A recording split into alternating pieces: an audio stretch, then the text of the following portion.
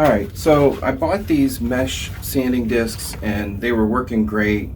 I've used it on my orbital sander. I've cut them and used them on my 2-inch drill sander. But recently I saw a video and I could not tell you who it was. They said that everybody's reviewing these type of mesh sanding discs really well, but they're not telling you, since they're mesh, the hooks of the Velcro stick through or are right up against, and they actually wear down, and you will have to replace your Velcro pad. And I've seen it on my orbital sander. Haven't really seen it on my drill sander, but I go through those pretty quick. So I've gone to using these by hand, which I don't mind sanding by hand. I actually enjoy sanding, but just as a warning, and I'll try to find that video and link it if I can, but just as a warning, pay attention to that. Keep your eyes on your hook part of your sanding disc and just make sure it's not damaging it. Other than that, I love these things. They last forever. You can flick them out and they clean. You can reuse them. So